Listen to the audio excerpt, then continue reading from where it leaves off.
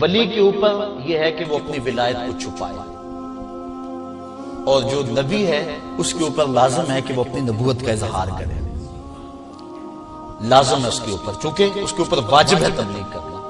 تو اللہ کے محبوب علیہ السلام 40 سال تک اعلان نبوت کیوں نہیں کیا؟ اور حضور سے پوچھا بھی گیا، ترمذی کے لفظ ہے، عرض کی کہ حضور متا وجبت لک النبوۃ، آپ کو نبوت کب ملی؟ فرمایا کنت نبیا و آدم بین الطین والماء، میں اس وقت بھی نبی تھا جب آدم علیہ السلام مٹی اور پانی کے درمیان تھے۔ اور ایک حدیث کے لفظ ہیں کنت نبیا و آدم بین الروح والجسد، جب وہ جسم اور روح کے مابین تھے اس وقت مجھے نبوت دی گئی۔ اور تیسری حدیث کے لفظ ہیں کنت نبیا و آدم لمنجلد فی طینتہ، میں اس وقت بھی نبی تھا جب ان کا خمیر ابھی تیار ہو رہا تھا۔ اب فرمایا میں اس وقت بھی نبی تھا لیکن اظہار کیوں نہیں ہوا؟ تو آپ کی توجہ چاہوں گا، نقطہ بڑا اہم ہے اور یہ بڑا اہم سوال ہے، اور اس بات پر بڑی گفتگو ہوتی ہے اور بڑی ابحاث ہوتی ہیں کہ 40 سال بعد نبوت ملی۔ تو ایک بات اگر غور سے آپ سن لیں تو میرا خیال ہے اس اشکال کا دفیہ ہو جائے گا۔ اللہ نے نبیوں کو اپنی توحید کے دعوے کو منوانے کے لیے مبعوث کیا۔ ہر نبی کا یہی مقصد ہے کہ وہ اللہ کی توحید کو منوائے اور اللہ کی بندگی کی طرف لوگوں کو بلائے اور لوگوں کا سر مالک کی چوکھٹ پہ جھکائے۔ ہر نبی کا مقصد حیات، بنیادی مقصد یہ ہے۔ ہمارے بنیادی عقائد جو ہیں وہ 3 ہیں: عقیدہ توحید، عقیدہ رسالت اور عقیدہ آخرت۔ تو پہلا عقیدہ جو ہے وہ عقیدہ توحید ہے، اللہ کی ذات کو منوانا، یہ ہر نبی کا مقصد اولا رہا ہے۔ اب اللہ کا ہر نبی اس کے لیے محنت کرتا رہا، قوم نے انکار کیا۔ دیکھیے تھوڑی سی اس کو کھول لیتے ہیں بات کو تاکہ اچھی طرح سمجھ میں آ جائے۔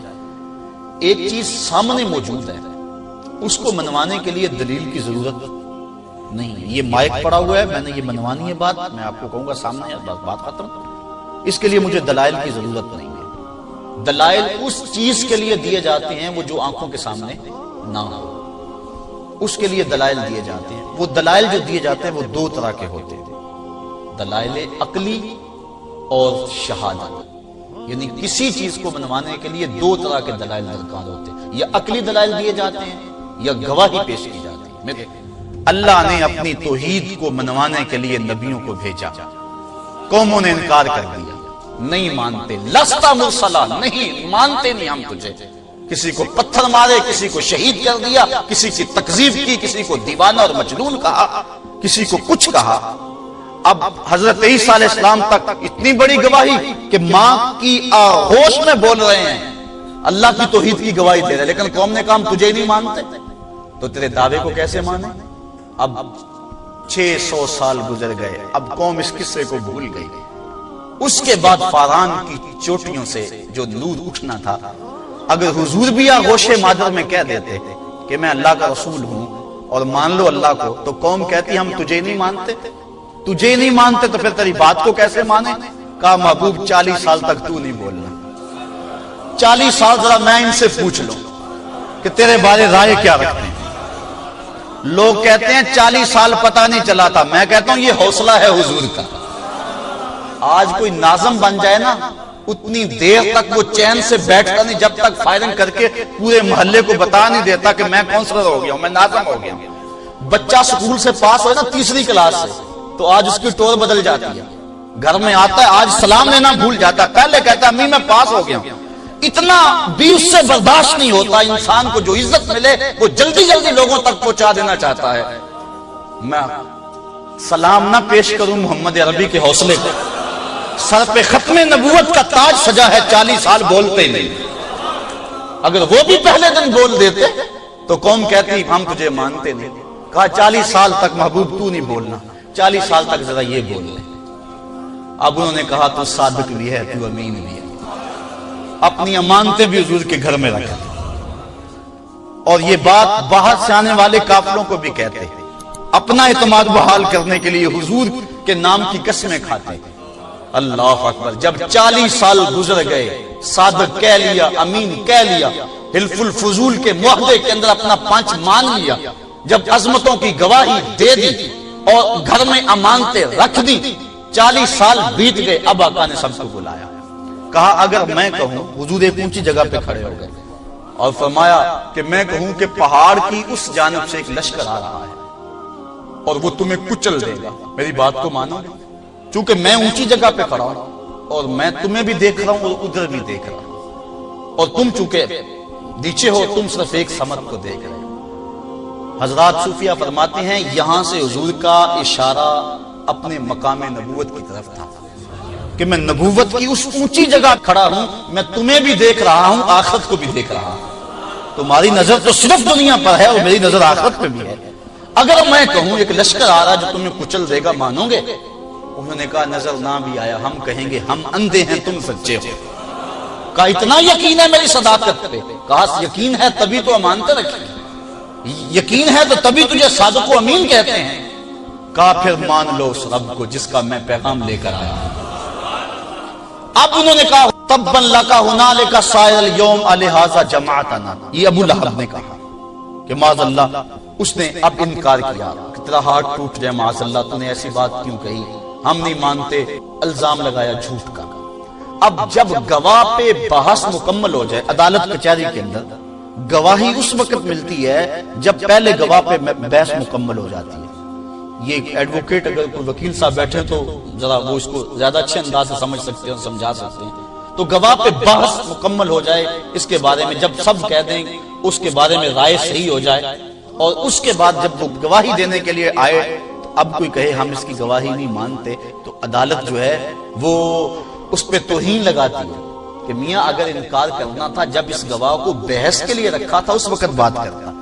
اب گواہ پہ بحث مکمل ہو گئی، اب موقع گواہی پہ پہنچا، اب تجھے حق نہیں ہوتا، حق کو پہنچ سکتا کہ اب گواہ پہ بات کرے۔ گواہ پہ بات کرنی تھی تو پہلے کرنی تھی، تو عدالت اس کو قدرن لگاتی ہے کہ تجھے اب کوئی حق نہیں، خاموش ہو جا، کہ اب تو نے بات کرنی تھی تو پہلے کہاں گیا تھا جب گواہ پہ بحث ہو رہی تھی۔ 40 سال تک اس گواہ پہ بحث ہوتی رہی جو اللہ کی توحید کا گواہ تھا، اور جب بات گواہی پہ آ گئی انہوں نے صادق امین کہہ لیا۔ اب جب انہوں نے انکار کیا اب توہین عدالت لگی، تبت یدا ابی لہب وتب، تیرے دونوں ہاتھ ٹوٹ جائیں، پہلے کہاں گیا تھا؟ پہلے بھی تو گواہ موجود تھا، پہلے اپنی امانت اس گھر میں رکھتا تھا، اب کہتا ہے گواہ نہیں صحیح۔ اگر یہ بات کرنی تھی تو پہلے کرنی تھی۔ نجاشی کے دربار میں جب یہاں قریش کا قافلہ گیا تو آپ تاریخ یاد ہوگی کہ نجاشی نے بھی یہی بات پوچھی تھی۔ قریش کے وفد سے پوچھا بتاؤ جب اس شخص نے اعلان نبوت کیا نہیں تھا اس وقت تمہاری اس کے بارے میں رائے کیا تھی؟ تو انہوں نے کہا ہم صادق اور امین کہتے تھے۔ اس نے کہا اس نے اس دور کے بھی جھوٹ بولا؟ کہا نہیں، کہا جو کل سچا تھا پھر وہ آج بھی سچا ہے۔ تو 40 سال تک جو حضور نے اعلان نبوت نہیں کیا یہ اللہ کی توحید کو منوانے کا پروگرام تھا۔ اب کوئی نہ مانے تو یہ اس کی ہٹ درمی ہے، لیکن حجت پوری ہو گئی، اب گواہی مکمل ہو گئی، اور ایسے گواہ نے گواہی دی جس کو آپ مان چکے ہیں، جس کی تصدیق کر چکے ہیں جو اچھا آدمی ہے، اب اس کے بارے میں کوئی اور پھر ذرا اور دیکھیے، سارا دن کہتے ہیں اب اعلان نبوت کرنے کے بعد حضور کے پاس نہ جانا، جادوگر ہے، مجنون ہے، معاذ اللہ کیا کیا بولتے ہیں، لیکن اپنی امانتیں حضور کے گھر میں۔ اور آقا کریم نے ہجرت کی رات کہا اے علی المرتضیٰ میرے بستر پہ لیٹ جاؤ اور ان کی امانتیں دے کے واپس آنا۔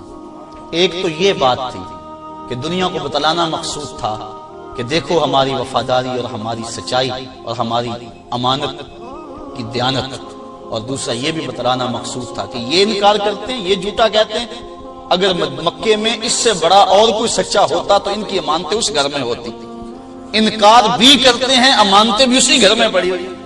ایک بندہ صبح سے لے کر شام تک کسی بینک کے بارے میں یہ پراپیگنڈا کرے کہ وہ بینک جو ہے وہ بالکل مکر کا پلندہ ہے، اور آپ کو شام کو پتا چلے کہ اپنا اکاؤنٹ حضرت کا اسی بینک میں ہے، تو آپ کہیں گے لوگوں کو دور رکھنا چاہتا ہے، اعتقاد یہ نہیں ہے، سارا دن مخالفت کرتے ہیں، امانتیں حضور کے گھر میں ہیں، اور ان کا یہ عمل بھی گواہی دے رہا ہے کہ مکے میں حضور سے بڑا سچا کوئی تھا ہی نہیں۔ تو 40 سال تک اللہ کے محبوب نے اعلان نبوت نہیں کیا تاکہ گواہ پہ بحث مکمل ہو جائے، اور اللہ کی ذات پہ جو سب سے آخری گواہی، فائنل گواہی، حجت تامہ، برہان عظیم، جس کے بعد کوئی گواہی نہیں ہونی تھی اور توحید کا مقدمہ بالکل ثابت ہو جانا تھا، وہ گواہی مصطفیٰ کریم کی گواہی تھی۔ اس لیے 40 سال تک کہا محبوب تو نہیں بولنا، 40 سال تک یہ بول لے اور تجھے صادق اور امین کہہ لیں، اور جب تجھے صادق اور امین کہہ لیں گے تو پھر اس کے بعد تو اٹھ کے گواہی دے دینا۔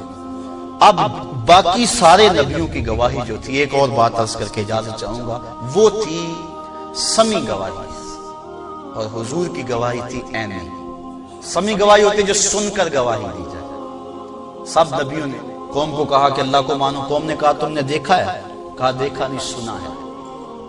پھر پوچھا گیا، کہا دیکھا نہیں سنا ہے۔ حضور سے پوچھا کہ تم جس رب کی گواہی دیتے ہو اس کو دیکھا ہے؟ کہا رأیت ربی فی احسن صورہ، ہاں دیکھ کر ہی تو گواہی دے رہا ہوں۔ اور جب عینی شہادت ہو جائے پھر کسی سمی گواہی کی ضرورت۔ دیکھو پردے لٹک رہے تھے، اعتکاف کے معتکف بیٹھے تھے، لوگوں کو چاند کا انتظار تھا، قاضی صاحب مسند پہ بیٹھے تھے، رویت ہلال کمیٹی کے چیئرمین بیٹھے ہوئے تھے، ایک بندہ بھاگا آیا، جناب چاند چڑھ گیا۔ میاں تم نے دیکھا؟ کہا نہیں دیکھا نہیں سنا ہے، شور مچا ہوا ہے، دیکھا نہیں سنا ہے۔ کہا جائے گا اچھا بیٹھ گیا، نہ اس کی تصدیق اور نہ اس کی تردید۔ پھر ایک بھاگا آیا، جناب چاند چڑھ گیا۔ میاں تم نے دیکھا؟ کہا دیکھا نہیں سنا ہے۔ کہا بیٹھ گیا۔ پھر بھاگا جناب چاند چڑھ گیا۔ میاں دیکھا؟ کہا دیکھا نہیں سنا ہے۔ لوگ بھاگتے آئے، بیٹھتے رہے۔ پھر ایک بعد میں آدمی آیا، جناب چاند چڑھ گیا۔ دیکھا جناب؟ ہاں دیکھا، تبھی تو کہہ رہا ہوں۔ کہا جو پہلے آئے تھے وہ بھی سچے، پردے اتار دو، عید کا اعلان کر دو، صبح اتنے بجے عید ہوگی، قاضی صاحب نے اعلان کر دیا، لوگ گھروں کو جانے لگے۔ پھر ایک بندہ بھاگا آ گیا، جناب چاند طلوع ہو گیا۔ میاں تم نے دیکھا؟ کہا نہیں سنا ہے۔ کہا میاں اگر سنا تھا تو پہلے آتا۔ جب دیکھنے والا آ گیا پھر سننے والے کی گنجائش باقی نہ رہی۔ جب مصطفیٰ آ گئے ختم نبوت کی مہر لگ گئی۔ اب قادیان سے اٹھ کر کوئی کہے گا ہے میں نے بھی سنا ہے، تو کہا جائے گا میاں تو اپنے گھر بیٹھ، اگر تو نے سنا ہوتا تو پہلے آتا۔ اب دیکھنے والا آ گیا، اب کسی اور کی گنجائش باقی نہیں۔ انا خاتم النبیین لا نبی بعدی، میں آخری نبی ہوں، میرے بعد کوئی نبی نہیں۔